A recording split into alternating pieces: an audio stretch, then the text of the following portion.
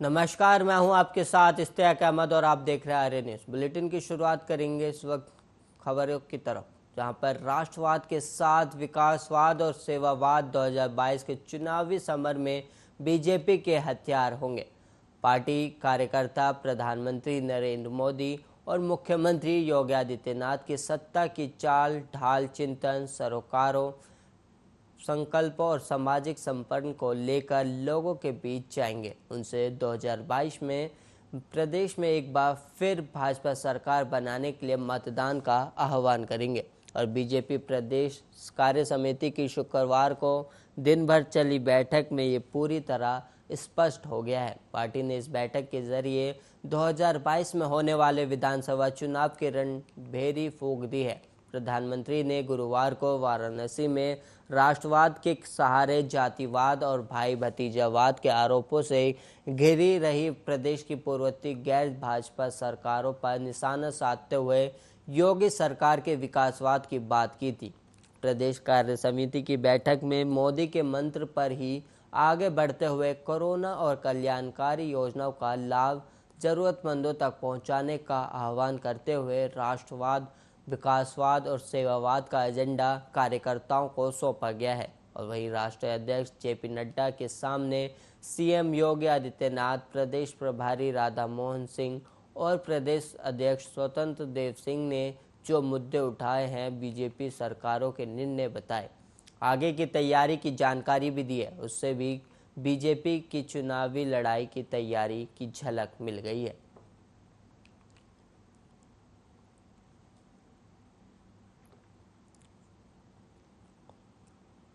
और वहीं राजस्थान के मुख्यमंत्री अशोक गहलोत ने कांग्रेस के पूर्व अध्यक्ष राहुल गांधी के उस बयान का समर्थन किया जिसमें उन्होंने कहा था कि जो भी कांग्रेस में डरे हुए रहते हैं वो आरएसएस में जा सकता है। कांग्रेस को निडर लोगों की ज़रूरत है, डरपोकों की नहीं। जो कांग्रेस के बाहर है लेकिन निडर है, उसका पार्टी में स्वागत है।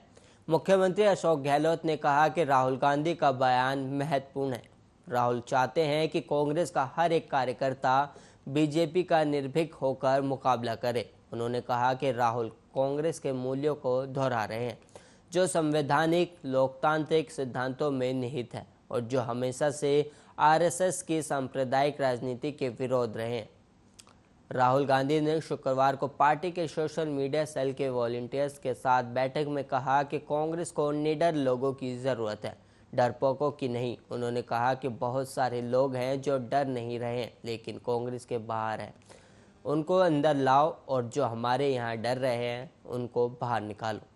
चलो भैया जाओ, आरएसएस के हो जाओ, भागो, मजे लो, नहीं चाहिए, ज़रूरत नहीं है तुम्हारी, हमें निडर लोग चाहिए, ये हमारी आइडियोलॉजी है। राहुल गांधी के इस बयान की सोशल मीडिया पर जमकर चर्चा हो रही है।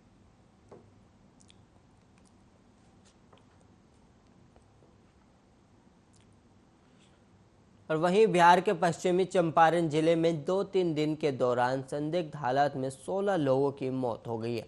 घटना की जानकारी मिलने के बाद इलाके में दहशत का माहौल है। पुलिस ने इस मामले में जांच शुरू कर दी है। साथ ही पूछताछ के लिए 5 लोगों को हिरासत में लिया है। जानकारी के मुताबिक पश्चिमी चंपारण में 2-3 दिन के दौरान करीब 8 लोगों ने अपनी जान गंवा दी और अब यह आंकड़ा 16 पर पहुंच गया है, जिसके बाद प्रशासन हरकत में आ गया। जिलाधिकारी कुंदन कुमार ने बताया कि इस मामले में गांव वालों और पीड़ितों के परिजनों से बातचीत की गई है, लेकिन जहरीली शराब के सेवन के बारे में कोई जानकारी नहीं मिली है। मामले की जांच की जा रही है। इस मामले में उप मुख्यमंत्री रेणु देवी ने बताया कि पश्चिमी चंपारण के एक गांव में संदिग्ध हालत में लोगों की मौत होने की जानकारी मिली। इस मामले की जांच शुरू कर दी गई है। हालांकि स्थानीय लोग इस संबंध में कुछ भी बोलने के लिए तैयार नहीं है। हम हालात पर बेहद करीबी से नज़र बनाए हुए हैं।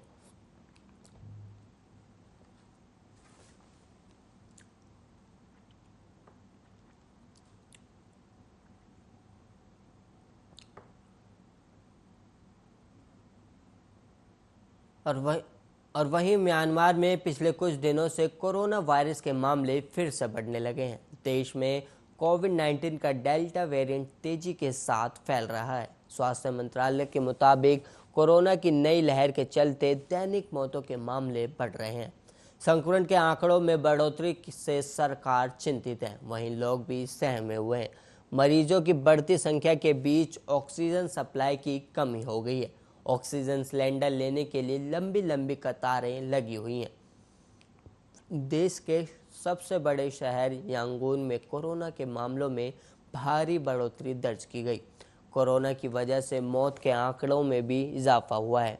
रोजाना 200 से ज़्यादा मौतें हो रही हैं और वहीं अंतिम संस्कार के लिए परिजनों को काफ़ी इंतज़ार करना पड़ रहा है। म्यांमार में पिछले 2 महीने से कोरोना संक्रमण के मामले बढ़ने लगे थे और पिछले 2 हफ्तों के दौरान यहां रिकॉर्ड 7,089 संक्रमण के मामले दर्ज किए गए।